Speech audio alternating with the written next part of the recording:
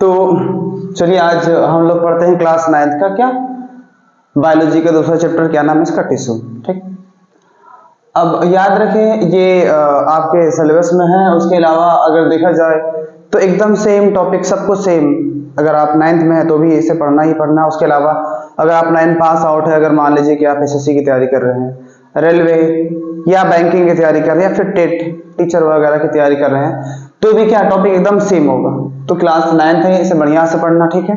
In future आपका एकदम काम आएगा, ठीक है। चलो, आप अगर 9th पास आउट है, अगर रेलवे वगैरह की तैयारी कर रहे हैं, एसएससी या फिर कुछ भी, कोई भी जनरल कंपटीशन, तो आप भी देख सकते हैं क्योंकि एकदम टॉपिक एकदम सेम रहेगा, ठीक है। तो चलिए स्टार्ट करते हैं हम लोग टिश्यू, ठीक। चलिए आइए।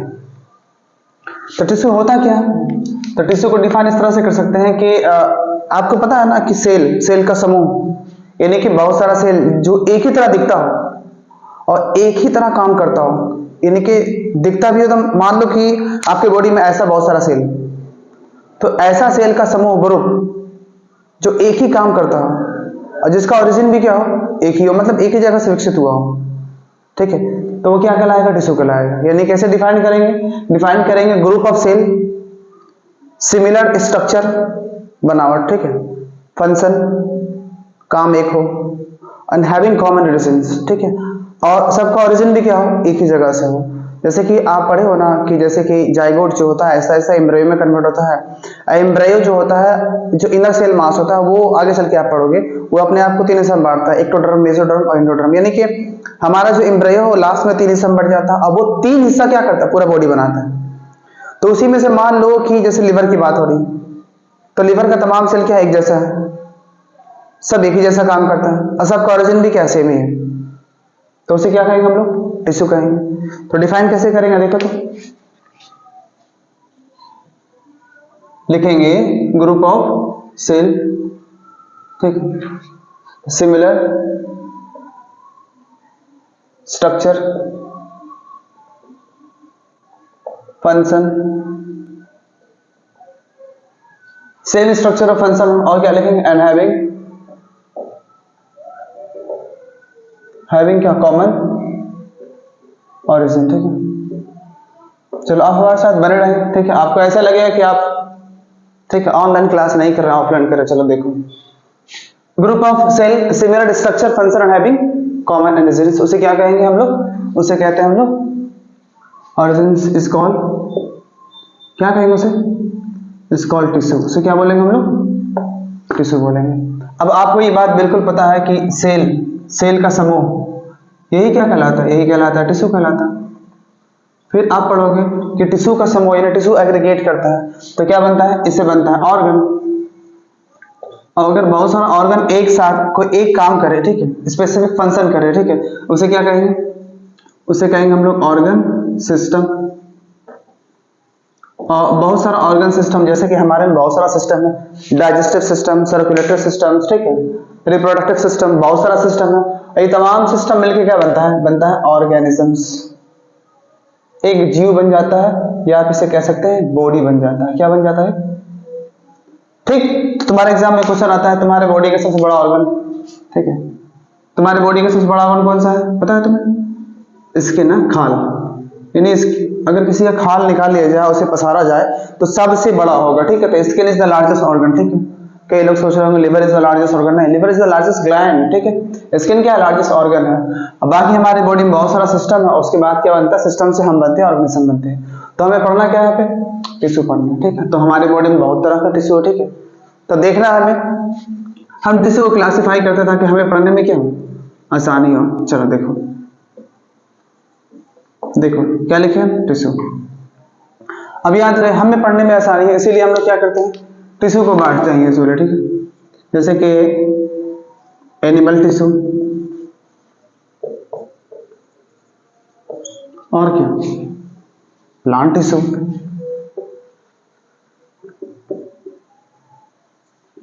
एनिमल टिश्यू में जो भी टिश्यू रहेगा उसे कहेंगे एनिमल टिश्यू, और प्लांट में जो रहेगा उसे कहेंगे प्लांट टिश्यू। अब याद रहे एनिमल टिश्यू को अपने आसानी के लिए, ताकि हमें पढ़ने में आसानी हो, हम लोग क्लासिफिकेशन करते क्यों? ठीक है, बांटते क्यों? ताकि हमें पढ़ने में आसानी हो। देखो एनिमल में कौन कौन टिश्यू है? पहला है कनेक्टिव टिश्यू, फिर क्या है, मस्कुलर टिश्यू, फिर क्या है, नर्वस टिश्यू, फिर क्या है,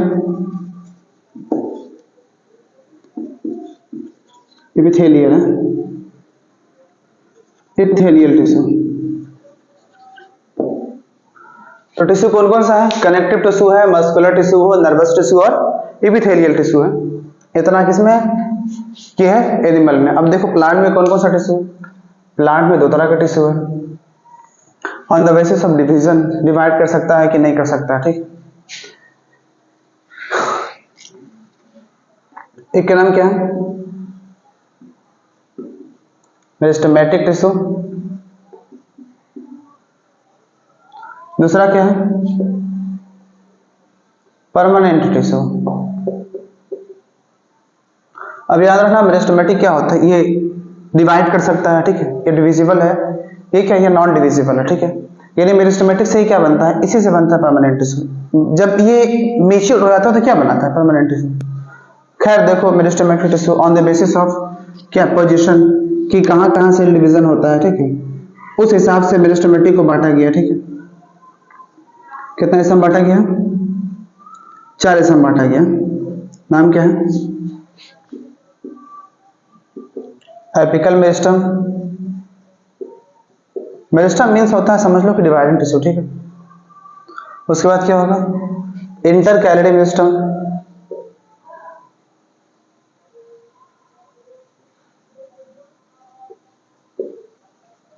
और क्या है, लेटरल मेरिस्टम। देखो इतना तरह का क्या है, प्लांट में टिश्यू है। अच्छा परमानेंट को फिर क्लासिफाई किया गया किसमें, 2 हिस्सा में। एक क्या है देखो तो, सिंपल परमानेंट, एक क्या है, एक कॉम्प्लेक्स परमानेंट है।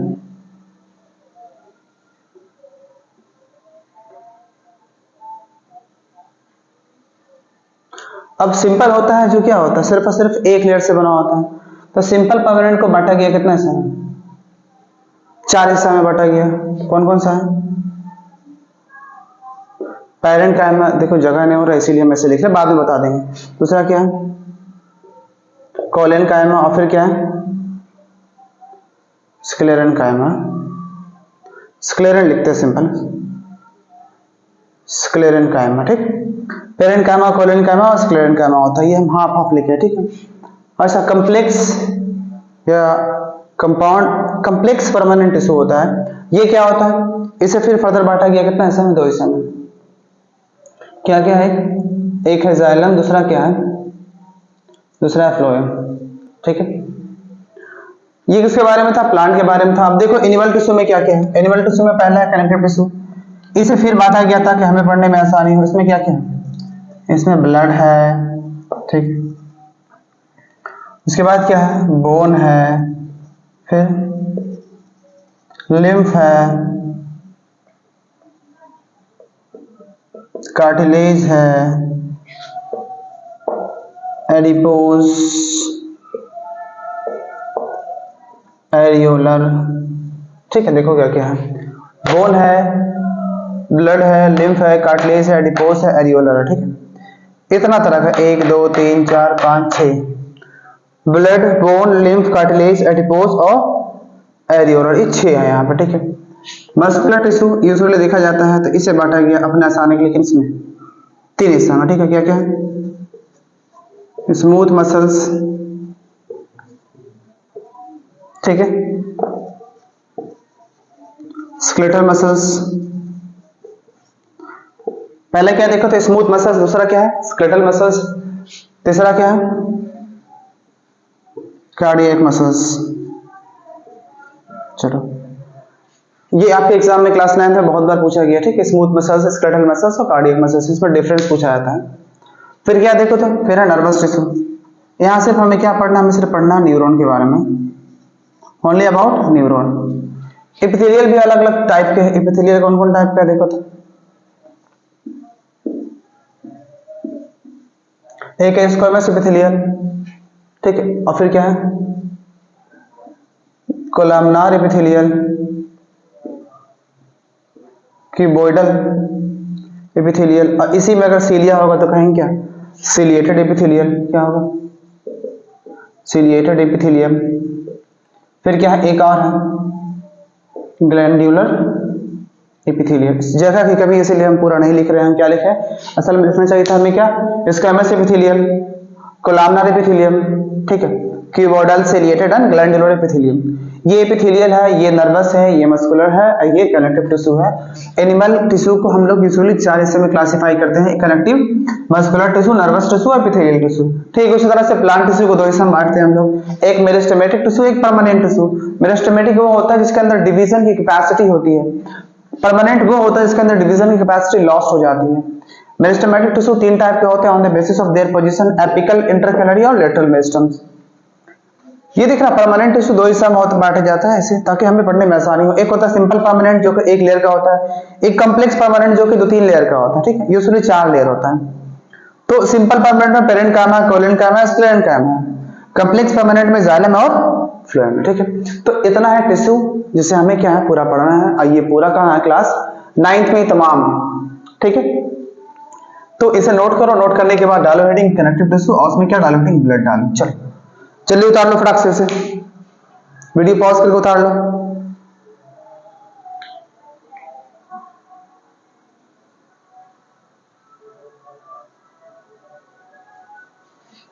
तो चलिए हम लोग क्या पढ़ते हैं, अब हम लोग पढ़ेंगे ब्लड को, ठीक है। चलो ब्लड क्या है, एक कनेक्टिव टिश्यू है जो हमारे पूरी बॉडी को कनेक्ट करता है थ्रू सर्कुलेशन, ठीक है। ब्लड हमारे पूरे बॉडी में घूमता है, हमारे पूरे बॉडी को कर क्या करता है कनेक्ट करता है, यानी कि बॉडी की हर जगह में जाता है ब्लड, इसीलिए हम लोग ब्लड को क्या कहते हैं कनेक्टिव टिश्यू कहते हैं, ठीक। अब जरा सुनना पहला पॉइंट कि ब्लड है क्या, ब्लड इज दी लिक्विड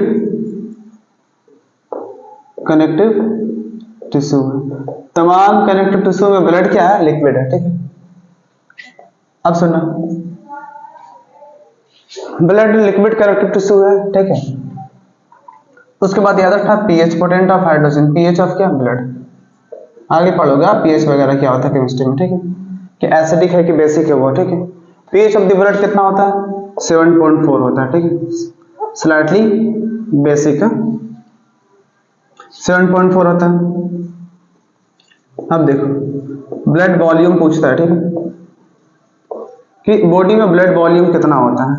अगर मेल है, ठीक है, तो लगभग कितना होगा 5.5 लीटर, या फिर मान के चलो आप 5 लीटर, ठीक है, अगर मेल है तो। अगर फीमेल हुई तो, अगर फीमेल है तो लगभग कितना होगा 4.5 लीटर या फिर 4 लीटर के आसपास होगा, ठीक। बॉडी की बात कर रहा हूँ, ठीक है, देखो फीमेल में खून कम होता है, ठीक। चलो आ देखो आगे, ब्लड लिक्विड कनेक्टिव टिश्यू है, पीएच ऑफ ब्लड 7.4 है, ब्लड वॉल्यूम इतना होता है, ठीक है। कलर, ब्लड का कलर यूजुअली कैसा होता है, यूजुअली देखा जाए तो ब्लड का जो कलर होता है ना वो रेड होता है, पर रेड भी 2 तरह का होता है, अगर आर्टरी में हो तो अलग और वेन में हो तो अलग होता है, ठीक है। तो अगर कलर के हिसाब से देखा जाए, ठीक है, तो ए आर्टरी मतलब वो खून की नली जो बॉडी में अंदर अंदर हो, ठीक है। एक और क्या देखो तो वेन्स, वेन्स वो जो हमें देखो देखो यहाँ से दिखता है, देखो ये सब वेन्स है, यानी जो जस्ट स्किन के नीचे उसे वेन्स कहते हैं। तो आर्टरी में जो कलर होता है ब्लड का, ठीक है, आर्टरी में ऑक्सीजन का लेवल बहुत ज्यादा होता है, इसीलिए इसमें कैसा होता है कलर ब्राइट रेड कलर का होता है, और वेन्स में कैसा होता है डार्क रेड होता है, ठीक। चलो एमसीक्यू में पूछ सकता है आपसे, ठीक। ये रही बात किसकी ब्लड की, कलर की, ठीक। अब याद रखना अगर ब्लड है तो यूजुअली देखा जाए तो ब्लड में कलर भी होगा, पर ये कलर क्यों होता है, ठीक है। याद रखना ब्लड कंटेन करता है क्या, ब्लड कंटेन करता है क्या लिक्विड, यानी ब्लड के अंदर क्या होता है लिक्विड पार्ट होता है और सॉलिड होता है, यानी ब्लड कंटेन लिक्विड है, फिर कह सकते हो liquid part of the blood, ठीक है, क्या कहेंगे उसको प्लाज्मा, ठीक है। तुम्हारे एग्जाम में पूछा गया है कि ब्लड का लिक्विड पार्ट क्या कहलाता है, प्लाज्मा, यानी कि उसमें कुछ सॉलिड पार्ट भी होता है, ठीक है। और इसमें क्या होगा, सॉलिड पार्ट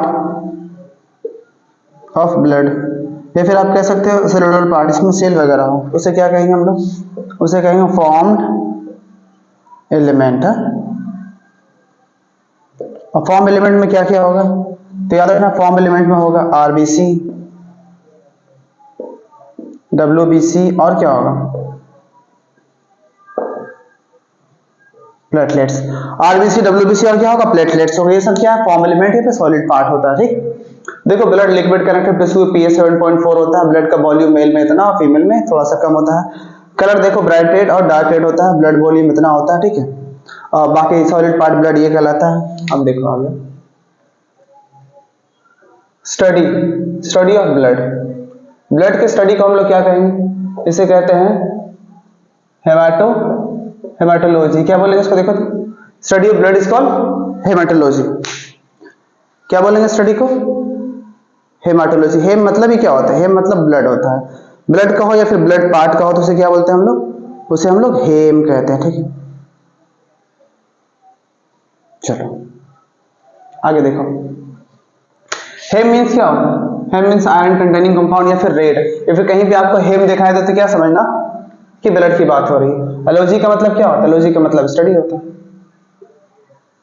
इसका मतलब क्या माना, सिंपल ब्लड मानना, ठीक है। या फिर आप मान सकते हो क्या, iron containing compounds is called heme, ठीक है। चलो स्टडी क्या कहलाएगा, हेमाटोलॉजी कहलाता है। अच्छा ब्लड फॉर्मेशन कहाँ होता है हमारे बॉडी में,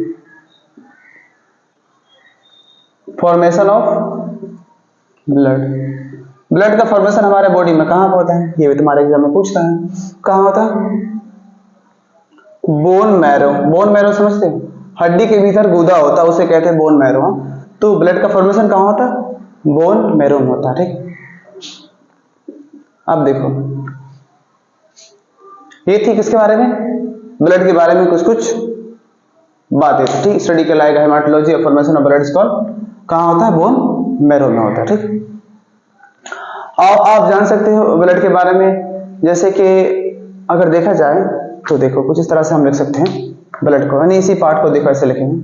अगर मान लो ब्लड है तो इसे दो हिस्सा में बांटते हैं, ठीक है, ताकि हमें पढ़ने में आसानी हो। पहला क्या कहलाता है, पहला कहलाता है प्लाज्मा। प्लाज्मा वो पार्ट होता है जो कि लिक्विड होता है। दूसरा क्या है, सॉलिड पार्ट। सॉलिड पार्ट कहेंगे या फिर इसे कहेंगे फॉर्म्ड एलिमेंट, ठीक है। क्या कहेंगे देखो तो, फॉर्म एलिमेंट है, फॉर्म एलिमेंट। और ये सॉलिड पार्ट ब्लड में कितना होता है, 3 होता है, पता है आपको, अभी ने बताया है। क्या है देखो तो, आरबीसी है, डब्ल्यूबीसी है, और क्या है,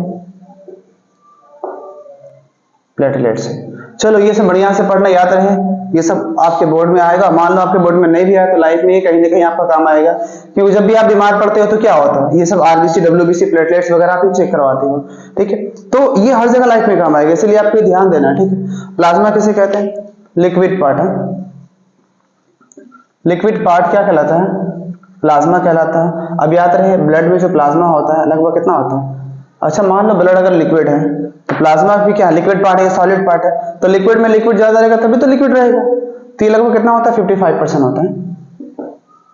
प्लाज्मा 55% होता है। फॉर्म एलिमेंट कितना होता है, फॉर्म एलिमेंट यूजुअली 45%, कितना होता है, 45% फॉर्म एलिमेंट होता है। अब देखो जो हम प्लाज्मा लिखे लिक्विड पार्ट, इसमें भी बहुत कुछ होगा, जैसे कि इसमें वाटर होगा, वाटर कितना होगा, 90 से 92%। यानी याद रखना इस 55% में से देखा जाए तो इसमें वाटर कितना होगा, 90 से 92% क्या होगा, वाटर होगा। वाटर के साथ क्या होगा, इसमें प्रोटीन भी होता है। प्रोटीन कितना होता है, 6 से 8% प्रोटीन होता है, ठीक। और कौन कौन सा प्रोटीन है, एल्ब्यूमिन्स, ग्लोबुलिन्स, और एक और क्या नाम है, फिब्रिनोजिन। याद रहे ये सब प्रोटीन अगर आगे पीछे हुआ तो बहुत दिक्कत होगा। एल्ब्यूमिन्स, ग्लोबुलिन और फिब्रिनोजिन सबका अलग अलग काम है, हमें पढ़ना आगे चल के, ठीक है। इसी में है क्लास 9 पे ही हमें पढ़ना है, ठीक है। यदि वाटर होगा, प्रोटीन होगा, ठीक है, उसके अलावा इसमें और बहुत कुछ होता है, देखो अभी जगह नहीं बच रहा, ये मिटाने के बाद लिखेंगे, ठीक है। तो चलो एक बार रिवाइज करते हैं फिर से। देखो तो क्या लिखे, ब्लड, ब्लड है क्या, blood is the liquid connective tissue है, लिक्विड समझ रहे हो ना, पानी तरल है, ठीक है।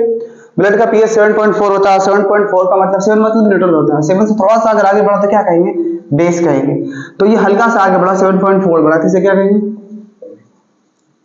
स्लाइटली बेसिक, ठीक है। या फिर इसे अल्कलाइन कहते हैं, ठीक है। ब्लड वॉल्यूम कितना होता है, मेल में 5 लीटर होता है, फीमेल में कितना होता है 4.5 या 4 लीटर के आसपास होता है। कलर आर्टरी में ब्राइट रेड, वेन्स में डार्क रेड होता है। ब्लड कंटेन लिक्विड क्या बोलेंगे, प्लाज्मा, ठीक है। सॉलिड पार्ट क्या कहलाएगा, फॉर्म एलिमेंट, फॉर्म में आरबीसी, डब्ल्यूबीसी और प्लेटलेट, जैसे कि देखो यहाँ पे देखा है तुम, प्लाज्मा ऑफ सॉलिड या फिर फॉर्म एलिमेंट। फॉर्म एलिमेंट 45% होता है, आरबीसी, डब्ल्यूबीसी और प्लेटलेट्स। और प्लाज्मा कितना होता है 55%, उसमें क्या होता है, वाटर होता है, प्रोटीन होता है। इस प्लाज्मा जो कि लिक्विड पार्ट है, तुम्हारे एग्जाम में पूछा क्लास 9 में कि liquid part of the blood is called plasma. इसमें वाटर कितना होता है 90 से 92%, ठीक है। अगर प्रोटीन है 6 से 8%, तो इस प्रोटीन में कौन कौन सा प्रोटीन होगा, इसमें होगा एल्ब्यूमिन्स, ग्लोबुलिन्स और क्या होगा, फिब्रिनोजेंस, ठीक है। तो 3 तरह का प्रोटीन है, एल्ब्यूमिन्स है, ग्लोबुलिन्स और फिब्रिनोजेन, ठीक है। अब देखना स्टडी ऑफ ब्लड क्या कहलाता है, हेमाटोलॉजी, ये आपके बोर्ड में नहीं आता, ठीक है। फॉर्मेशन ऑफ ब्लड कहाँ होता है, ये आपके बोर्ड में आता है, मतलब ये आपके स्कूल में आता है क्लास 9 में। फॉर्मेशन ऑफ ब्लड कहाँ होता है, ये बोन मैरो में होता है, हड्डी के जो अंदर जो गूदा होता है ना, उसमें क्या होता है, ब्लड का फॉर्मेशन होता है, ठीक। चलो ये आप पॉज करो, फटाक से उतारो उसको, चलिए जल्दी उतारना। तो चलिए आगे देखते हैं फिर क्या देखते हैं टिश्यू में। हाँ, टिश्यू में क्या बनाया था, ब्लड पढ़ाया था। ब्लड में क्या देखे थे, सॉलिड पार्ट और प्लाज्मा। तो हम देख रहे थे क्या, प्लाज्मा। अब प्लाज्मा हम बताए थे कि प्लाज्मा कितना परसेंट होता है, सॉरी ये 55% होता है, और ये लिक्विड पार्ट होता है जिसे हम लोग प्लाज्मा कहते हैं। प्लाज्मा में क्या होता है, प्लाज्मा कंटेन वाटर करता है, और वाटर लगभग कितना होता है, अभी आप पढ़े लगभग कितना होता है, 90 से 92% क्या होता है, वाटर होता है प्लाज्मा में, ठीक है। उसके अलावा इसमें क्या होता है, इसमें प्रोटीन होता है, कितना परसेंट, 6 से 8% प्रोटीन होता है, ठीक है। अब सुनना, प्रोटीन यूजुअली कितने टाइप का यहाँ पे है, 3 टाइप का है, ठीक है। नाम क्या क्या है जानना है आपको, क्या है पहला देखो तो, एल्ब्यूमिन्स है, ग्लोबुलिन्स है, और क्या है, फिब्रिनोजेन। एल्ब्यूमिन है, ग्लोबुलिन है और फिब्रिनोजेन। तो तुम्हारा एग्जाम में पूछता है what is the function of albumins and globulins and फिब्रिनोजेंस।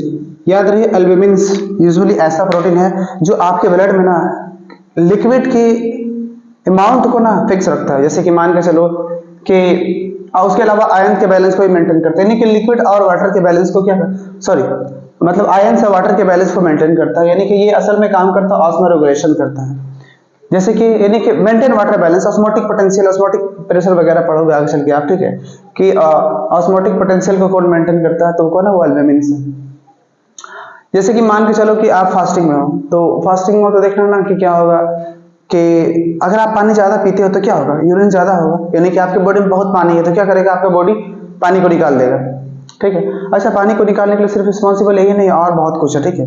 बहुत सारे हार्मोन्स जो पिट्यूटरी से निकलता है वो सब भी करता है, ठीक। तो एल्ब्यूमिन क्या करता है, मान के चलो कि आप बहुत पानी पी रहे तो पानी तो निकाल देगा ब्लड यूरिन के फॉर्म में, लेकिन मान लो अगर आप पानी नहीं पी रहे तो आपका यूरिन भी बहुत कम होएगा, एकदम कॉन्सेंट्रेटेड यूरिन होगा, यानी कि आपके बॉडी में पानी को मेंटेन रखेगा, बचा के रखेगा, यूरिन के फॉर्म में बाहर नहीं निकलने देगा, कौन, एल्ब्यूमिन। जैसे कि मान लो फास्टिंग में होता है, देखना शाम होते होते क्या होता है, यूरिन जाने का मतलब यूरिन जब जाते हो तो क्या होता है, यूरिन होता ही नहीं है, फिर बहुत कम होता है। वजह क्या है, एल्ब्यूमिन क्या करता है, एल्ब्यूमिन पानी को स्टोर करता है, जाने नहीं देता है बाहर, ठीक है। यूरिन का फॉर्मेशन तो होता है लेकिन वापस क्या होता है, रीअब्सॉर्ब कर लेता है, ठीक है। ये एल्ब्यूमिन ऐसा प्रोटीन है, यानी कि आपके ब्लड में वाटर के आयंस के बैलेंस को मेंटेन कौन करता है, एल्ब्यूमिन वगैरह करता है, ठीक है। तो क्या लिखोगे, मेंटेन वाटर, मेंटेन क्या करेगा,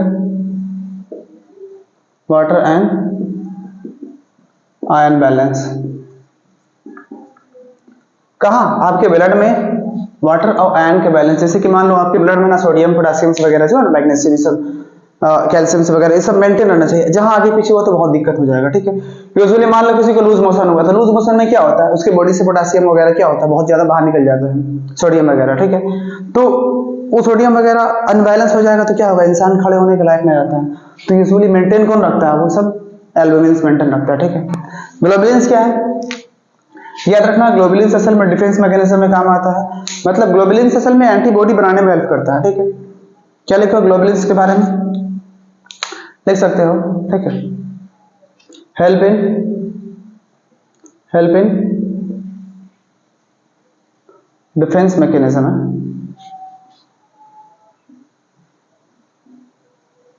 डिफेंस मैकेनिज्म मीन्स क्या, मतलब ये आपकी बॉडी को ना बीमारियों से बचाता है। कैसे कि ग्लोबुलिन्स ऐसा प्रोटीन है जो हेल्प करता है किसमें, एंटीबॉडी बनाने में। एंटीबॉडी मतलब आपके बॉडी के अंदर ऐसा हथियार जो क्या करे, जो आपके बॉडी में कुछ आए वायरस से बैक्टीरिया तो उसे मार दे, तो हथियार कौन बनाता है, ग्लोबुलिन्स प्रोटीन बनाने में सहायक हेल्प करता है, ठीक है। तो हेल्प इन डिफेंस मैकेनिज्म लिखना, ठीक है, बाय प्रोड्यूसिंग एंटीबॉडी। अब ये क्या करता है, फिब्रोनेसिंस जैसे कि मान के चलो कि आपका हाथ वाथ कहीं कट गया, तो कटने के बाद ऐसा होता है, देखो तो कटा हाथ वाथ तो क्या होता है, 1 मिनट के अंदर खून जम जाता है। अगर ना जमे तो क्या होगा, बॉडी से पूरा खून बाहर हो जाएगा। तो ये करता क्या, ये खून को जमाने में हेल्प करता है, पर कब, कटने के बाद। तो क्या लिखोगे, हेल्प इन ब्लड कोएगुलेशन का मतलब क्या होता है, क्लॉटिंग है। ये खून को जमाने में हेल्प करता है, कौन है, फिब्रिनोजेन। तो देखो वाटर होता है, प्रोटीन होता है, प्रोटीन में 3 टाइप का प्रोटीन है, ऐसा नहीं कि फिब्रिनोजेन सिर्फ एक ही है, इसमें ग्रुप ऑफ प्रोटीन है, ठीक है, फिब्रिनोजेंस में। चलो अब देखो उसके अलावा और क्या क्या होगा। उसके अलावा आप जो भी खाए हैं, ठीक है, जैसे कि न्यूट्रेंट, जो भी आप खाए हैं तो क्या होता है, वो डाइजेस्ट होता है, इंटेस्टाइन में हजम होने के बाद कहाँ जाता है, ब्लड में जाता है। तो ये जो भी न्यूट्रेंट है वो कहाँ, खून में रहेगा। खून क्या करता है, खून पूरे बॉडी में दौड़ेगा, हर जगह क्या करेगा, न्यूट्रेंट को पहुंचाएगा। जैसे न्यूट्रेंट में क्या क्या रहेगा, जैसे कि अमीनो एसिड रह सकता है, या इसी को क्या बोलते हैं हम, प्रोटीन भी कहेंगे, यानी कि प्रोटीन का यूनिट क्या कहलाता है, अमीनो एसिड। तो आपके ब्लड में प्रोटीन भी रहेगा, और सिंपल फॉर्म प्रोटीन का होता है, अमीनो एसिड वो भी रहेगा। और क्या रहेगा, जैसे ग्लूकोज रहेगा। जैसे मान लो आप कार्बोहाइड्रेट, स्टार्च, भात वगैरह खाएं, आलू खाएं, तो वो कार्बोहाइड्रेट है, वो सिंपल फॉर्म में टूटेगा, उसे हम लोग ग्लूकोज कहेंगे, ये आपके ब्लड में रहेगा। ग्लूकोज के लेवल, जहां ग्लूकोज का लेवल आपकी बॉडी में कम हो तो आप तुरंत गिर जाओगे धड़ाम से, ठीक है। देखना कभी मान लो फास्टिंग वास्टिंग किया तो क्या होता है, ग्लूकोज लेवल कम हुआ आपके बॉडी में, तो खड़े होगे तो क्या होगा, चक्कर आएगा, ग्लूकोज की कमी की वजह से चक्कर आएगा। और कभी कभी तो ऐसा हो कि अंधेरा छा जाएगा। यूजुअली होता क्या, आपके बॉडी में पिट्यूटरी ग्लैंड होता है, वो ग्लूकोज को चेक करते रहता है आपके ब्लड में, जहां कम होगा तो वो काम नहीं करेगा, आपको एकदम धड़ाम से उलट देगा, ठीक है, तो आप गिर सकते हो। इन्हीं सामने तो अंधेरा छा जाएगा, ऐसा कुछ होता है ग्लूकोज की कमी की वजह से। अच्छा, अमीनो एसिड है, ग्लूकोज, और क्या हो सकता है, उसके अलावा फैट होगा, क्या होगा ब्लड में, फैट होगा, या फिर फैटी एसिड के फॉर्म में भी रहेगा, फैटी एसिड एंड तो फैट तो मतलब आपके ब्लड में होता ही है, और इसका जो सिंपल फॉर्म होता है उसे क्या कहेंगे, फैटी एसिड कहेंगे, ठीक।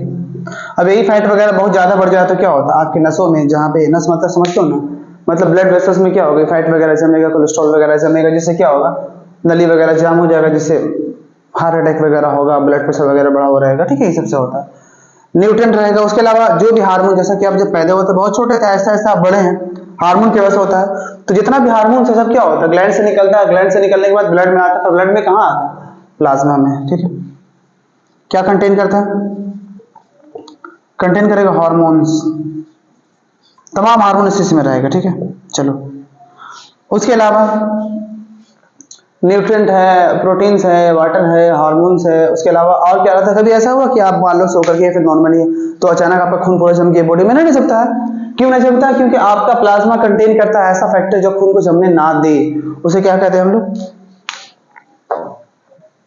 ठीक है। तो क्या लिखा होगा, प्लाज्मा, प्लाज्मा कंटेन, क्या कंटेन करता है, एंटी क्लॉटिंग फैक्टर है, ऐसा फैक्टर जो खून को जमने ना दे उसे कहते हैं एंटी क्लॉटिंग फैक्टर। उसका नाम क्या है, एक नाम बताता हूं मैं, नाम क्या है, हेपारिन्स। क्या नाम है, हेपारिन। यानी हेपारिन्स ऐसा केमिकल है जो खून को जमने नहीं देता, कहाँ, आपके ब्लड के अंदर, आपके बॉडी का नहीं, आपके ब्लड वेसल्स के अंदर खून जम जाए। सोचो कि अगर आपका खून जम जाता तो आप मर जाओगे तुरंत, पर खून को जमने कौन नहीं देता है, हेपारिन्स खून को जमने नहीं देता है, ठीक। चलो आगे देखो इसके बारे में, इसी प्लाज्मा के बारे में, ठीक है। क्या लिखोगे, प्लाज्मा ऑल्सो कंटेन, ठीक है,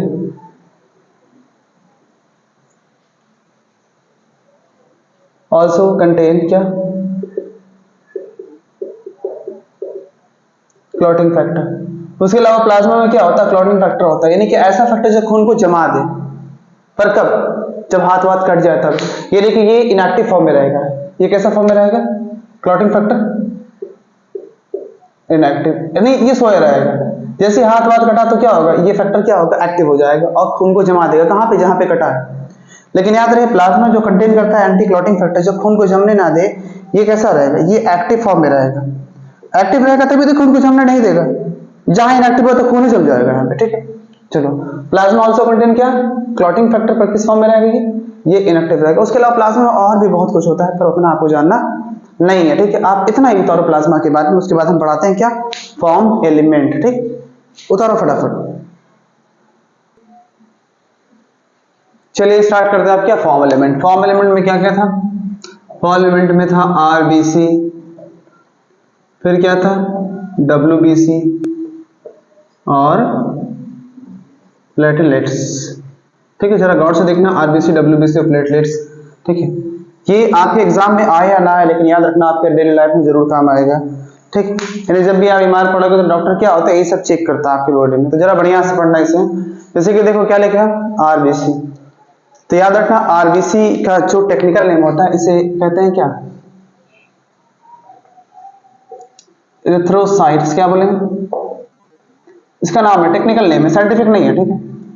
डब्ल्यूबीसी का नाम क्या है, इसका नाम एरिथ्रोसाइट, इसका नाम क्या है, डब्ल्यूबीसी का नाम है ल्यूकोसाइट,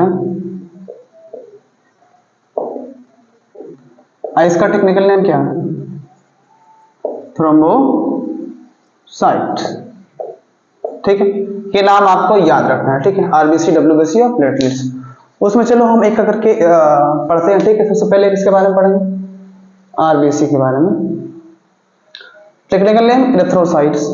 सबसे पहले याद रखना इसका फॉर्मेशन कहाँ होता है,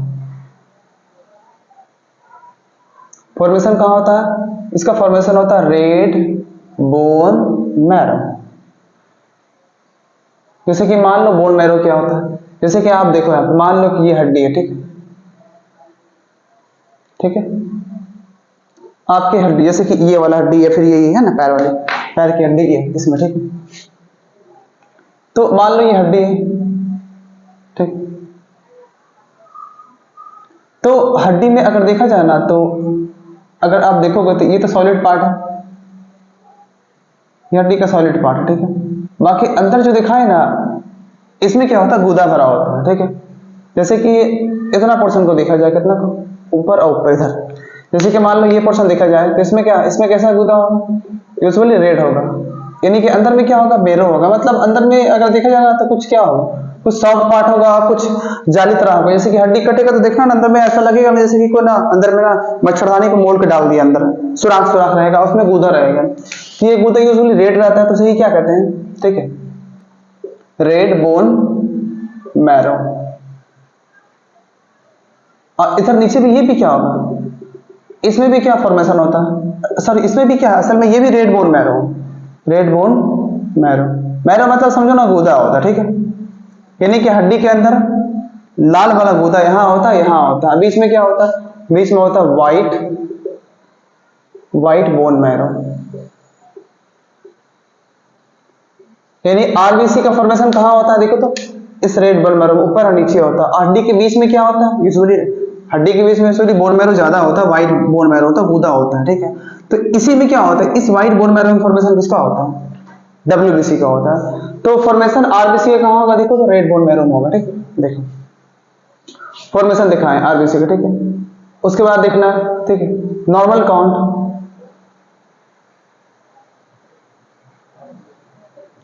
ये आपके एग्जाम में पूछा जाता है, और ये जब भी ब्लड वगैरह चेक कराओगे तो वहां भी होगा, ठीक है। तो याद रहे नॉर्मल काउंट कितना होता है, देखो 5 to 5.5 million in 1 mm³ of क्या, ब्लड। यानी 1 mm³ का एक बॉक्स बनाओ, उसमें जितना भी खून आएगा उसमें 5 से लेकर के 5.5 मिलियन क्या रहेगा, आरबीसी रहेगा।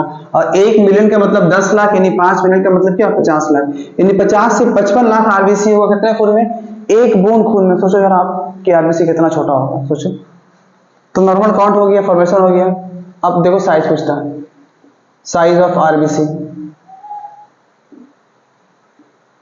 कितना होता है, 7 माइक्रोमीटर, बहुत छोटा होता है 7 माइक्रोमीटर। अगर शेप पूछा जाए, शेप कैसा होता है, तो देखो ऐसा रहेगा, ये ऐसा राउंड रहेगा, इधर से भी चपटा और पीछे से भी क्या चपटा रहेगा, जैसे कैसे पेड़ा होता है, दोनों तरफ चपटा होता है। अंदर में क्या भरा रहेगा, अंदर में भरा रहेगा क्या, हेमोग्लोबिन। क्या है असल में, ये है क्या, आरबीसी है, ठीक है। आरबीसी का शेप कैसा है, इसे कहते हैं बाय कॉनकेव शेप। जैसे कैसे पेड़ा खाते हो, तो पेड़ा में देखना ना, बीच में धसा रहता है, अब पीछे नहीं, दोनों तरफ से क्या हो, धसा हो और साइड साइड से उठा हो, उसे क्या कहेंगे, बाय कॉनकेव। या फिर आप देखो ऐसा समझ सकते हो, देखो ये ऐसा रहेगा,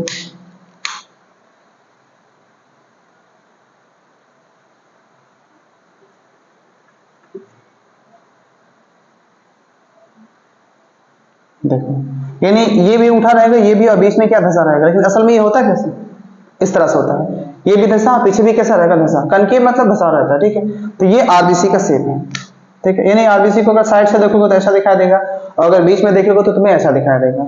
और इसके अंदर होता क्या, इसके अंदर है हेमोग्लोबिन। क्या ये,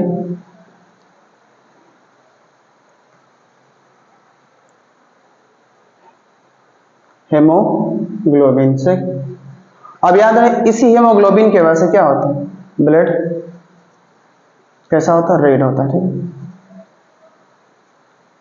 क्योंकि अंदर में हेमोग्लोबिन असल में एक रेस्पिरेटरी पिगमेंट है, इसका कलर कैसा होता है, लाल होता है। तो पूछता है कि ब्लड का कलर लाल क्यों होता है, तो क्या बोलना, due to presence of haemoglobin, ठीक है, ब्लड अपीयर रेड, ठीक। बहुत छोटा होता है ये वाला, क्या नाम है, देखो तो आरबीसी। आप पूछता है, ठीक है, जीवन काल, लाइफ स्पैन, यानी कितने दिन तक जीता है, बनता तो कहाँ है, बोन मैरो में, जीता कितना, लगभग 120 दिन है, 120 डेज तक ये जीता है, ठीक है, लाइफ स्पैन होता है। मरता कहाँ पे ये, अच्छा मरने से पहले काम तो देख लो कि काम क्या करता है बेचारा ये। हाँ, काम क्या करता है, ये असल में ये ऑक्सीजन को कैरी करता है, जैसे कि आप सांस लिए, लंग्स में गया, तो फेफड़ा में क्या, फेफड़ा में अगर देखना ना, तो फेफड़ा में बहुत सारा क्या, हवा की थैली है। उस थैली के करीब करीब में क्या होता है, उस थैली के करीब में खून की बहुत ही पतली नलियां होती है, इसे कैपिलरीज कहते हैं। तो उस थैली से, हवा की थैली से जो लंग्स में होता है, वहां से क्या होगा, ऑक्सीजन डिफ्यूज होकर कहाँ जाएगा, खून की नलियों में जाएगा, और खून की नली का नाम क्या है, खून की नली का नाम है कैपिलरीज, वहां जाएगा, ठीक है। और कैपिलरीज क्या करेगा, ऑक्सीजन को पकड़ेगा, पकड़ने के बाद, यानी कैपिलरीज में असल में खून होता है, और उस खून में क्या, आरबीसी है। तो यही आरबीसी क्या करता है, पकड़ लेता है किसको, ऑक्सीजन को। क्यों पकड़ता है, क्योंकि आरबीसी के अंदर क्या है, हेमोग्लोबिन है, इसीलिए हेमोग्लोबिन ही क्या करता है, ऑक्सीजन को पकड़ता है, यानी कि यही क्या होता है, ऑक्सीजन कैरियर होते हैं, ठीक। तो फिलहाल देखो क्या करता है, तो क्या लिखोगे, ट्रांसपोर्ट। अच्छा किसके बारे में बात हो रही है, आरबीसी, ट्रांसपोर्ट क्या लिखोगे, रेस्पिरेटरी गैसेस, खास करके ऑक्सीजन को, ठीक है, ऑक्सीजन को खास करके, एंड CO2 बहुत कम जाता है हेमोग्लोबिन के फॉर्म में, ठीक है। CO2 यूजुअली प्लाज्मा में घुल के जाता है, प्लाज्मा समझते हो ना, liquid part of the blood is called plasma.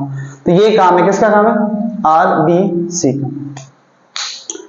अब देखना हेमोग्लोबिन देखें आप, चलो देखो हेमोग्लोबिन, हेमोग्लोबिन का क्या काम है, ठीक है, एग्जाम में पूछता है आपका, ठीक है। हेमोग्लोबिन देखो जरा सुनना, हेम मतलब आयरन होता है, ग्लोबिन मींस प्रोटीन होता है, यानी कि हेमोग्लोबिन मतलब क्या, ये आयरन कंटेनिंग कंपाउंड है। क्या है, आयरन कंटेनिंग कंपाउंड है, जो कैसा होता है, रेड होता है। ये रेस्पिरेटरी पिगमेंट भी है, क्या ये, इसे और क्या कहोगे, रेस्पिरेटरी पिगमेंट।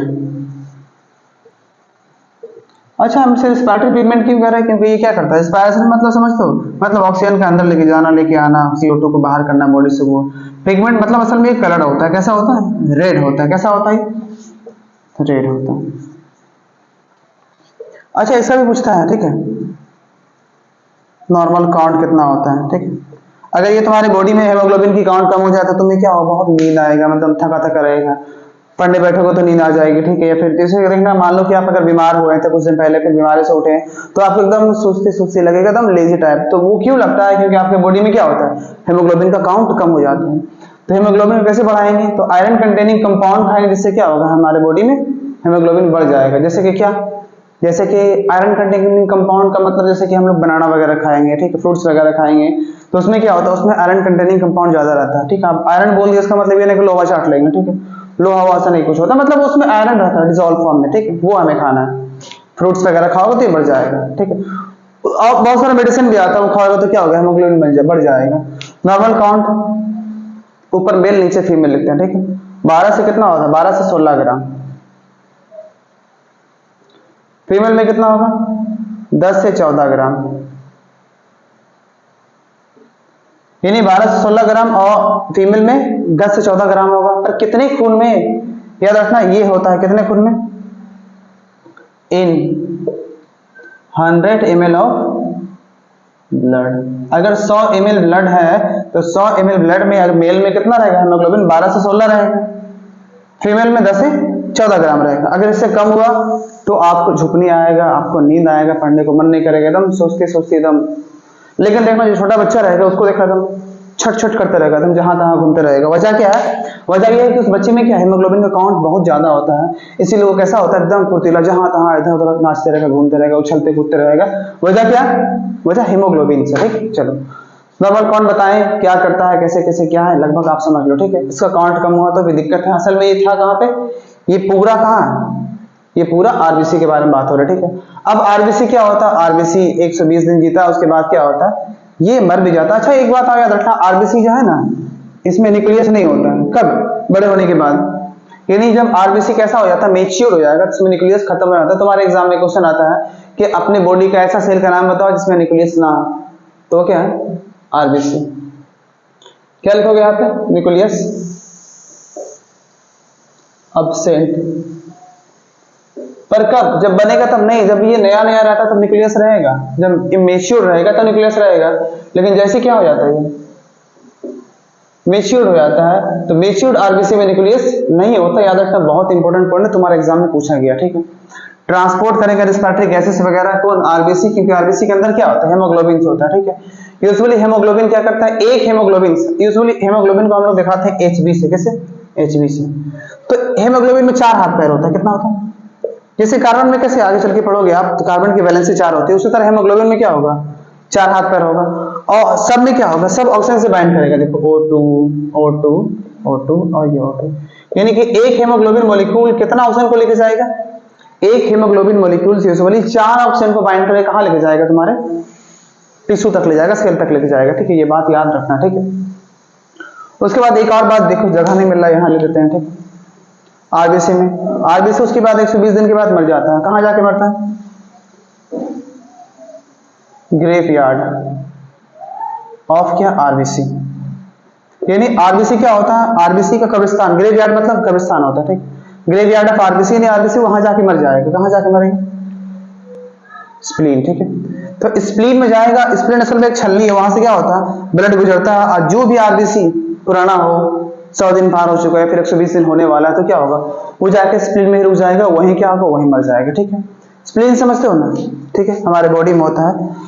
उसके अलावा आप स्प्लीन क्या करता है, स्प्लीन हमारे आरबीसी के लिए हमारे आरबीसी को रिजर्व करके भी रखता है, यानी कि भंडार है किसका, रिजर्वर है, यानी स्प्लीन रिजर्वर भी है किसका, आरबीसी का। यानी मान लो कि कभी किसी का एक्सीडेंट हो गया अचानक, तो एक्सीडेंट होने के बाद बहुत खून लॉस हो गया, आरबीसी की मात्रा कम हो गई, तो अचानक क्या करेगा, स्प्लीन में जो आरबीसी मरने वाला है, अभी मरा नहीं, अभी 120 दिन हुआ नहीं, 120 दिन से पहले कहां चल जाता है, वो ग्रेवयार्ड में, तो स्प्लीन क्या करेगा, उस आरबीसी को छोड़ देगा, जाओ जाके क्या करो, ऑक्सीजन को पकड़ो, क्या करो, पूरे बॉडी में फैला दो। ये काम किसका है, आरबीसी का काम है, ठीक है। चलो, तो आप इतना उतार लो, ठीक है। देखो, इसमें ऐसा कोई पॉइंट जो आपको समझ में ना आया तो कमेंट करना, हम बताएंगे आपको। चलो बढ़िया से,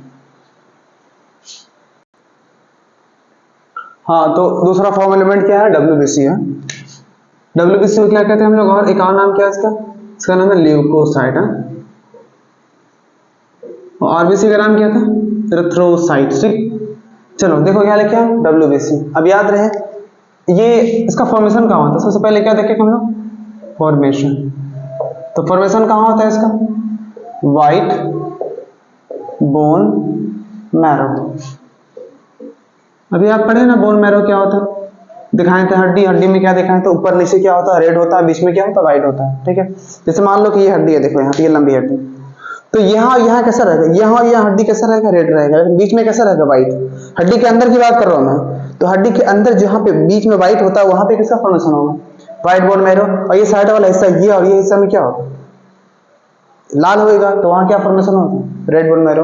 लेकिन याद रहे किसी भी स्पीसीज कोई भी ऑर्गेनिज्म में जैसे जिसका एज बढ़ता है ना, तो एज बढ़ने के साथ साथ क्या होता है, रेड बोन मैरो क्या होता है, व्हाइट में कन्वर्ट हो जाता है। लेकिन पसली की हड्डी हमेशा लाल होती है, क्योंकि पसली में क्या बनता है, ब्लड बनता है। ये इसमें भी क्या बनता है, खून का फॉर्मेशन होता है। चलो अब देखना क्या लिखा, देखा तो ल्यूकोसाइट फॉर्मेशन कहाँ होता है, व्हाइट बोन मैरो में होता है। अच्छा उसके बाद जानना लाइफ स्पैन। लाइफ स्पैन लगभग 4 से 5 दिन तक क्या होता है, ये जिंदा रहता है, उसके बाद फिर क्या होता है, मर जाता है। फंक्शन क्या है इसका, डब्ल्यूबीसी यूजुअली काम आता है क्या, डिफेंस मैकेनिज्म में। असल में ये आर्मी ऑफ द क्या है, सोल्जर ऑफ द बॉडी है क्या, ये सोल्जर क्या है किसका, ऑफ द बॉडी। ये एंटीबॉडी वगैरह बनाता है, वो आपके बॉडी में जितना भी जर्म्स है, जितना भी पैथोजन है, जो डिजीज कॉजिंग ऑर्गेनिज्म है, सबको ये मार देता है, कौन, डब्ल्यूबीसी। चलो आगे देखो, फंक्शन दिखा दिए, ठीक है।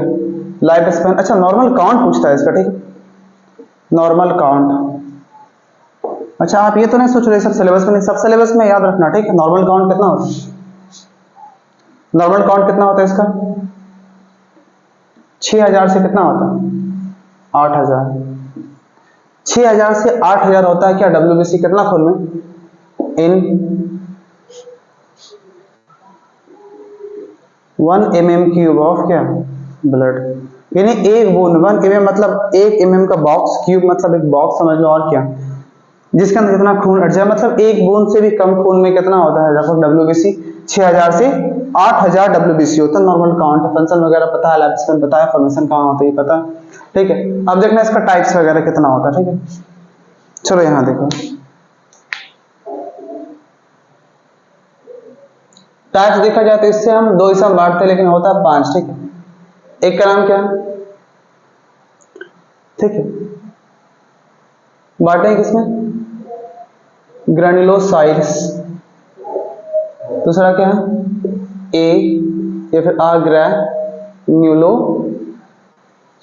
में, ठीक है। ग्रेन्युलोसाइट्स में क्या होगा, यानी कि ऐसा डब्ल्यूबीसी में क्या, जिसमें ग्रेन्यूल्स हो। ग्रेन्यूल्स समझते हो, ग्रेन्यूल्स मतलब राइबोसोम का टुकड़ा हो, ठीक है। इसमें कितना होगा, इसमें 3 है, नाम क्या क्या है, न्यूट्रोफिल्स।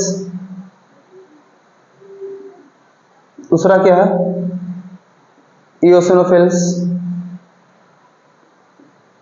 न्यूट्रोफिल, इओसिनोफिल और बैसोफिल है। ये 3 तरह का डब्ल्यूबीसी इधर। और ऐसे इसमें क्या हो, इसमें ग्रेन्यूल्स ना हो, इसमें कोई दाना वाना ना हो, एकदम आरबीसी एकदम चिकना हो, उसे क्या कहते हैं, उसे कहेंगे एग्रेनुलोसाइट्स। इसमें क्या क्या होगा, इसमें है लिम्फोसाइट,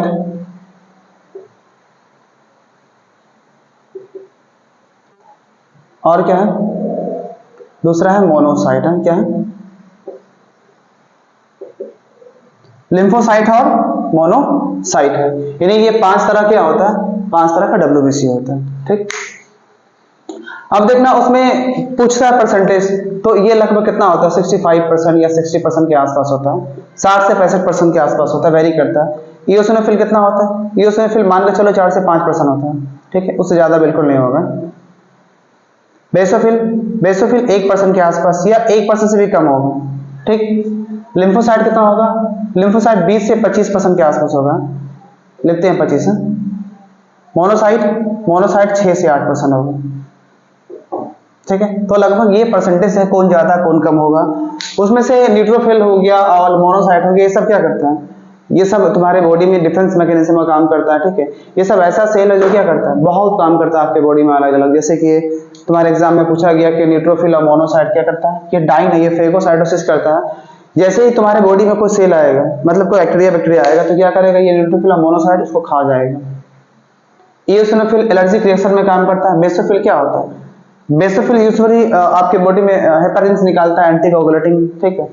और लिम्फोसाइट क्या करता है, ये लिम्फोसाइट तुम्हारे बॉडी में एंटीबॉडी बनाता है, ठीक है, एंटीबॉडी, ठीक।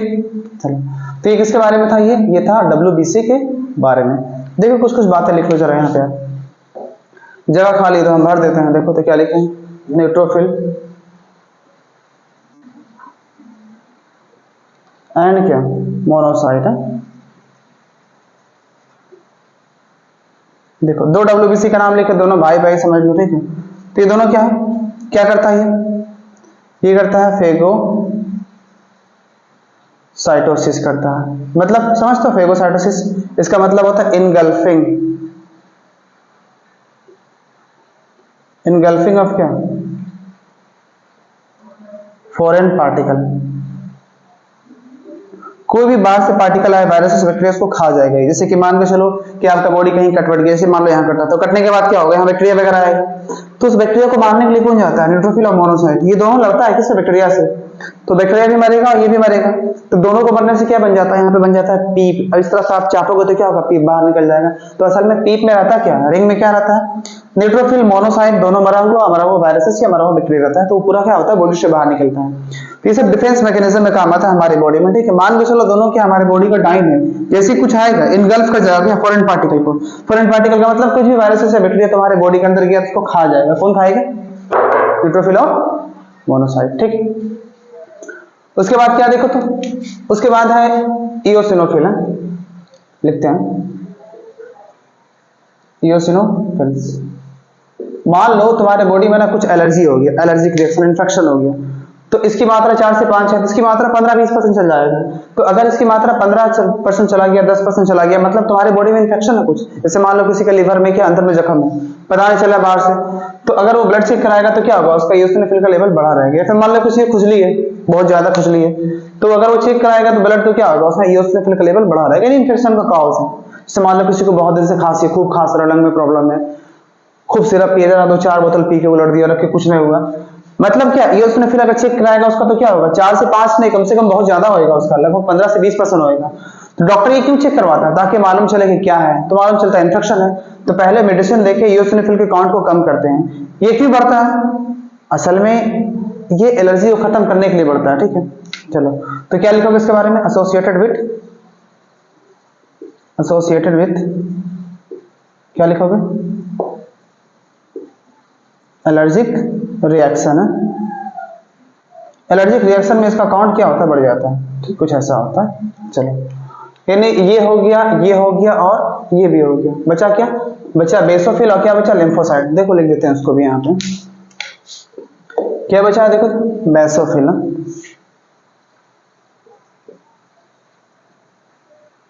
बेसोफिल क्या करता है, असल में ये एंटीकोगुलेंट फैक्टर निकालता है पेरेंट्स। उसके अलावा इन्फ्लामेशन, मतलब कभी तुम्हें चोट लगा कस के अचानक, तो देखना जैसे चोट लगेगा ना तो वहां पर निकलेगा हिस्टामाइन। अब वो क्या करेगा, वहां ना इन्फ्लेम कर देगा, मतलब सूजन कर देगा, रेडनेस हो जाएगा, स्वेलिंग हो जाएगा, वहां पेन होगा और वो वाला हिस्सा फूल जाता है। तो वो भी कौन करता है, बेसोफिल करता है। पर उतना आपको नहीं जानना, सिंपल लिख लो आप, ठीक है। बेसोफिल क्या करता है, सिक्रीट, क्या करेगा, सिक्रीट हिस्टामाइन। चलो ये समझो, हिस्टामाइन इतना ही समझो बहुत है, वो सब नहीं है सिलेबस में। हिस्टामाइन क्या होता है, ये एंटी कोगुलेटिंग फैक्टर होता है। क्या होता है, एंटी क्लॉटिंग फैक्टर, ठीक है। ऐसा फैक्टर जो क्या, जो खून को जमने ना दे, उसे क्या कहते हैं हम लोग, हिस्टामाइन। कौन निकलता है, बेसोफिल। एक क्या बचा है, क्या देखो तो, एक है लिम्फोसाइट्स। ये क्या करता है, याद रहे जब भी आपको टीका लगता है, मतलब जब भी आप वैक्सीन वगैरह लेते हैं, तो उसमें क्या होता है, उसमें कमजोर वायरस रहता है। वो कमजोर वायरस जैसे ही आपके बॉडी में जाता है तो आपका लिम्फोसाइट क्या करता है, ये लिम्फोसाइट क्या करता है, बनाता है क्या, उसके खिलाफ में हथियार। और लगभग हथियार बनाने में टाइम लगता है, लगभग 20 से 22 दिन लगता है। तो 20 से 22 दिन बाद क्या करेंगे, लिम्फोसाइट बनाएगा हथियार, ठीक है, जिसे कहेंगे एंटीबॉडी। अब एंटीबॉडी बन के आपके बॉडी में रखा हुआ, दोबारा अगर वायरस आया तो क्या हुआ, एंटीबॉडी बनाने की जरूरत नहीं पड़ेगी, एंटीबॉडी पहले से बना हुआ। कैसे बनाए, कमजोर वायरस को आपके बॉडी में डाल करके। जैसे कमजोर वायरस डालेंगे तो ये क्या करेगा, ये बनाएगा 20 से 22 दिन में एंटीबॉडी, और एंटीबॉडी बन के रखा रहेगा आपके बॉडी में। अब सच में अगर वायरस से बैक्टीरिया का हमला हुआ तो ये एंटीबॉडी क्या करेगा, उसको मार देगा जाकर के, ठीक है। इसीलिए वैक्सीन लेना जरूरी है, ठीक है। क्या लिखेंगे देखो तो, लिम्फोसाइट। लिम्फोसाइट भी अलग अलग प्रकार के होते हैं, बी लिम्फोसाइट, टी लिम्फोसाइट, उतना जानना नहीं है आपको, सिलेबस में ही नहीं। लिम्फोसाइट साइट्स क्या करेगा, ये फॉर्मेशन करता है किसका, फॉर्मेशन ऑफ व्हाट, एंटीबॉडी। असल में एंटीबॉडी है क्या, ये हथियार है आपके बॉडी का। अगर ये बचेगा, जैसे मान लो किसी को कोरोना हुआ, कोविड हुआ, और कोविड में वो मर गया, मतलब उसके बॉडी में एंटीबॉडी बना ही नहीं, क्योंकि एंटीबॉडी बनने में 20-22 दिन लग जाता है। अगर 20 दिन तक जिंदा रहा तो ठीक है, एंटीबॉडी बन जाएगा। अगर एंटीबॉडी बना तो एंटीबॉडी क्या करेगा, वायरस या बैक्टीरिया को मार देगा। अगर नहीं बना तो खुद ही मर जाएगा। ठीक है, चलो, तो ये सब किसका काम था, WBC का। ठीक है, चलो देखो एक बार फिर से बताते हैं। Technical name leucocyte. फॉर्मेशन कहाँ होता है, व्हाइट बोन मैरो में। लाइफ स्पेन 4 से 5 दिन, 4 से 5 दिन जिंदा रहता है, उसके बाद फिर बनता है। फॉर्मेशन कहाँ, अच्छा फंक्शन क्या, सोल्जर ऑफ द बॉडी, मतलब डिफेंस मैकेनिज्म में काम करता है। नॉर्मल काउंट कितना होता है, 6000 से 8000 होता है। कितना, एक बूंद खून में। आरबीसी कितना होता है, 5 से 5.5 मिलियन होता है, यानी 50 से 55 लाख होता है। लेकिन देखो तो WBC कम होता है। इसे दो हिस्सा बांटते हैं, एक ग्रेनुलोसाइट है, क्या होता है, एक ग्रेनुलोसाइट मतलब ऐसा जिसमें दाना दाना हो, एक स्मूथ हो। अच्छा कितना टाइप है, लगभग 5 है, न्यूट्रोफिल, इओसिनोफिल, बेसोफिल, लिम्फोसाइट और मोनोसाइट। सबका न्यूक्लियस अलग अलग होता है, क्लास 11 में पढ़ोगे आप। ठीक है, उसमें न्यूट्रोफिल और मोनोसाइट क्या करता है, फेगोसाइटोसिस, मतलब इनगल्फ करता है किसको, फॉरेन पार्टिकल को खा जाएगा ये वाला, यानी डायन है ये, पता है आपका बॉडी में वायरस बैक्टीरिया आएगा सबसे पहले ये दोनों मारेगा जाकर के। ठीक है, अगर मरा तो मरा, नहीं मरा तो क्या होगा, ये खुद ही मर जाएगा। ठीक है, जैसे मान लो हाथ कटा तो क्या होगा, वहां पर वायरस बैक्टीरिया हमला करेगा तो ये जाकर बचाएगा, तो ये खुद मरेगा, वायरस बैक्टीरिया मरेगा, जिससे क्या बनेगा, आपकी बॉडी में रिंग टिप बनेगा, चापते हो तो निकल जाता है, असल में मरा हुआ न्यूट्रोफिल रहता है। ठीक है, वहां पे eosinophil associate with allergic reactions. ठीक है, बेसोफिल सीक्रेट करे क्या, हिस्टामाइन, ये क्या करता है, एंटी क्लॉटिंग फैक्टर, खून को जमने नहीं देगा आपकी बॉडी में। और लिम्फोसाइट्स क्या है, देखो तो ये बनाता है एंटीबॉडी। ठीक है, अगर एंटीबॉडी बन गया तो आप बच जाओगे, अगर नहीं मरा मतलब नहीं बना तो आप मरोगे। जैसे मान लो कोविड हुआ, कोविड का अटैक हुआ, आपके अंदर एंटीबॉडी बना तो आप बच जाओगे, नहीं बना तो क्या होगा, पार हो जाओगे आप। क्या, चलो उतारो फटाक से पॉज करके। चलिए स्टार्ट करते हैं, क्या, प्लेटलेट्स। ठीक है, ये लास्ट बचा है ब्लड का, प्लेटलेट्स। ठीक है, इसका टेक्निकल नेम क्या होता है, थ्रोम्बोसाइट्स। ठीक है, चलो हम 3 बार लिखे हैं आपको तो अब याद भी हो गया होगा, थ्रोम्बोसाइट्स। प्लेटलेट्स का क्या है नाम। अच्छा फॉर्मेशन कहाँ होता है, पहली बार इसका फॉर्मेशन कहाँ होगा, फॉर्मेशन इसका भी कहाँ होता है, इसका भी व्हाइट बोन मैरो में ही होता है। और व्हाइट बोन मैरो में एक स्पेशल सेल होता है, वहां इसका फॉर्मेशन होता है। उस सेल का नाम क्या है, इसका नाम है मेगा कैरियोसाइट्स। तो मेगा कैरियोसाइट्स क्या है, एक सेल है। ठीक है, वहां पे क्या होता है, इस प्लेटलेट्स का फॉर्मेशन होता है। ठीक, आगे देखो, ये प्लेटलेट्स का फॉर्मेशन कहाँ होता है, मेगा कैरियोसाइट में होता है। अब इसका नॉर्मल काउंट पूछता है,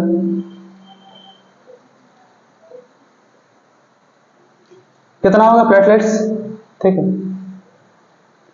1.5 to 3.5 क्या लाख,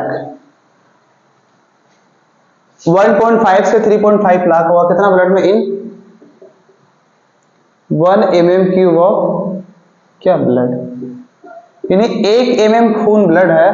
ठीक है, 1 mm खून, 1 mm। ठीक है, 1 मतलब समझते हो, एक बॉक्स में 1 mm मतलब उसकी चौड़ाई 1 mm, बहुत छोटा होता है, नहीं एक बूंद से भी कम खून की बात कर रहे हैं। ठीक है, तो उसमें कितना होगा, 1.5 to 3.5। अगर इसकी कमी हो गई तो बहुत सारा प्रॉब्लम होता है। ठीक है, जैसे कि एकदम झुकने लगेगा, उसके अलावा बीमारी भी हो जाती है, उसे डेंगू कहते हैं वगैरह, इसी की कमी से। ठीक है, तो normal count 1.5 to 3.5 lakh in 1 mm³ of blood. ठीक है, प्लेटलेट्स का नॉर्मल काउंट है। उसके बाद याद रखना इसका फंक्शन क्या है, फंक्शन क्या है, हेल्प करता है किसमें, हेल्प इन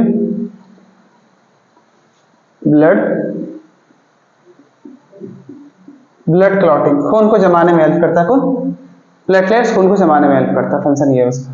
अब देखना कैसे जमता है, खून को जमाने के लिए क्या होता है, 12-13 फैक्टर लगता है। ठीक है, उसमें से एक कौन है, प्लेटलेट्स भी है। ठीक, और क्या लिखोगे, डिफिशियंसी। अगर कमी हो जाए आपके ब्लड में तो क्या होगा, बीमारी हो सकता है कुछ, क्या, डेंगू हो जाता है कमी से। अब ये मत समझना कि इसका काउंट कम हो गया तो डेंगू ही है, इसके काउंट कम होने के बाद, ठीक है, IgG और IgM टेस्ट होता है। ठीक है, अगर वो दोनों अगर आए पॉजिटिव, तब क्या मानना आप कि आपको डेंगू, अदरवाइज डेंगू नहीं होता। ठीक, और भी बहुत सारा, जैसे कि कैसे ये खून को जमाता है, ठीक है, तो उतना तो पढ़ना नहीं है क्लास 9 में कि खून कैसे जमाता है, नॉर्मल जितना पढ़ना था हम आपको बता दिए हैं, ठीक है। अब मान लो को पूछता है कि बताओ भाई ब्लड क्लॉटिंग कैसे होता है, तो ये असल में ब्लड क्लॉटिंग एक टॉपिक है क्लास 11th में है और क्लास 10 में भी है कि कैसे ये खून जमता है, ठीक है। तो उतना जानने की जरूरत नहीं है, आपके लिए इतना ही काफी है, ठीक है। चलो तालो फटाक से खत्म।